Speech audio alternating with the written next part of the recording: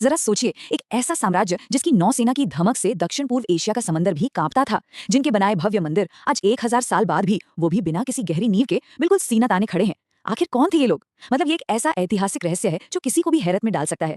आज के इस खास विश्लेषण में हम इसी महान चोल वंश के संपूर्ण इतिहास की गहराई में उतरने वाले हैं। ये कोई आम कहानी नहीं है, ये 400 सालों के एक ऐसे गौरवशाली सफर का पूरा दस्तावेज है जिसने भारत का भाग्य ही बदल कर रख दिया। तो चलिए इस अद्भुत ऐतिहासिक यात्रा की शुरुआत करते हैं। आज हम मुख्य रूप से इन 5 चीजों पर फोकस करेंगे। सबसे पहले चोल साम्राज्य का उदय, फिर राजराज और राजेंद्र चोल का वो शानदार युग, उसके बाद उनका साहित्य और वास्तुकला, फिर उनकी बेहतरीन प्रशासनिक व्यवस्था और आखिर में इस विशाल साम्राज्य का पतन।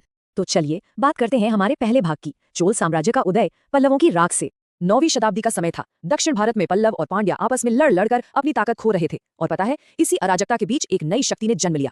कल्पना कीजिए कि विजयालय खुद खड़े होकर ये ऐलान कर रहे हैं, मैं हूं विजयालय, मैंने तंजौर पर कब्जा किया, उसे अपनी राजधानी बनाया, निशुंभसुदिनी देवी का मंदिर बनवाया और चोल वंश की नींव रखी। पल्लवों के इस सामंत ने एकदम सही समय पर मौके को पहचाना और मानो इतिहास की धारा ही मोड़ दी। विजयालय के बाद आदित्य प्रथम आए, जिन्होंने पल्लवों को पूरी तरह से खत्म कर दिया।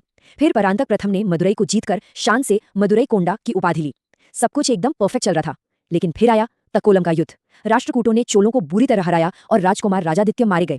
ये एक बहुत बड़ा झटका था, लेकिन सच कहूं तो ये हार चोलों का अंत नहीं थी, बल्कि एक बहुत लंबी छलांग मारने से पहले की खामोशी थी। और यहीं से हम पहुंचते हैं हमारे दूसरे भाग में, राजराज और राजेंद्र युग, विजयों का वो स्वर्णिम काल। जब राजराज प्रथम सिंहासन पर बैठे तो समझ लीजिए कि इतिहास ने एक बहुत बड़ी करवट ली। उनका अंदाज कुछ ऐसा था, मैं हूं राजराज प्रथम, मैंने सन 1010 में तंजौर में बृहदेश्वर मंदिर बनवाया।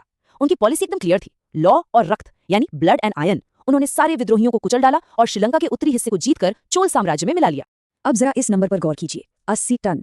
ये कोई मामूली नंबर नहीं है, ये उस विशाल पत्थर का वजन है जो बृहदेश्वर मंदिर के सबसे ऊंचे शिखर पर रखा गया है। जरा सोचिए, 1000 साल पहले बिना किसी आधुनिक मशीन के इतनी ऊंचाई पर इतना भारी पत्थर कैसे पहुंचा होगा? ये आज भी वैज्ञानिकों के दिमाग के तार हिला देता है।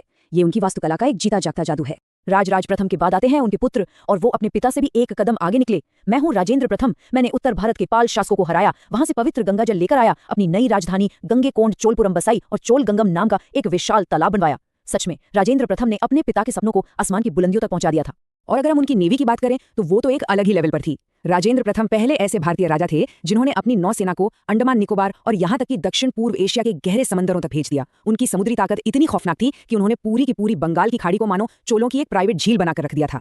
किसी भी साम्राज्य के लिए ये कोई छोटी मोटी बात नहीं है। इनके सैन्य समर्पण की एक और क्रेजी कहानी सुनिए। राजाधिराज प्रथम ने चालुक्यों को हराकर कल्याणी पर कब्जा किया, लेकिन कुप्पम के युद्ध में लड़ते लड़ते वो वीर गति को प्राप्त हो गए। अब ऐसे में सेना का मनोबल टूट सकता था, है ना? लेकिन उनके भाई राजेंद्र द्वितीय ने क्या किया? उन्होंने उसी वक्त उसी रणभूमि के बीचों बीच अपना राज्याभिषेक करवाया, मुकुट पहना और दुश्मनों को वहां से खदेड़ दिया। युद्ध के बीच में मुकुट पहनना ये दिखाता है कि वो किस मिट्टी के बने थे। चलिए अब लगातार युद्धों से थोड़ा बाहर निकलते हैं और बात करते हैं भाग 3 की, साहित्य और वास्तुकला का वो सांस्कृतिक चरमोत्कर्ष। चोल काल में सिर्फ तलवारें ही नहीं चलीं, बल्कि कलम ने भी अपना पूरा जादू दिखाया। कल्पना कीजिए, ये तीनों महान कवि एक साथ कह रहे हैं, हम कंबन, ओटुकुत्तन और पुगलेंदी हैं। हमें तमिल साहित्य के त्रिरत्न कहा जाता है। तमिल रामायण और ऐसी ही कई महान रचनाओं के पीछे इन्हीं का दिमाग था, और आज भी साहित्य की दुनिया में इनका नाम बहुत अदब से लिया जाता है। अगर हम चोल समाज के धार्मिक ताने बाने को देखें तो वो भी बहुत ही दिलचस्प था। मुख्य रूप से 2 तरह के संत हुआ करते थे। एक तरफ थे अलवार, जो पूरी तरह से भगवान विष्णु की भक्ति में लीन थे, और दूसरी तरफ थे नयनार, जो भगवान शिव के परम भक्त थे। ये दोनों ही धाराएं उस समय के आध्यात्मिक माहौल को बहुत ही खूबसूरती से बैलेंस करती थीं। और आर्ट की बात करें तो चोलों की बनाई नटराज की ब्रॉन्ज की मूर्तियां, मतलब आज भी आप दुनिया के बड़े बड़े म्यूजियम्स में चले जाइए, लोग इन्हें देखकर हैरान रह जाते हैं। इसके साथ ही वीराजेंद्र के समय में बुद्ध मित्र द्वारा लिखा गया वीरा सोलियम ग्रंथ भी उनके इंटेलेक्चुअल लेवल का एक बहुत बड़ा सबूत है।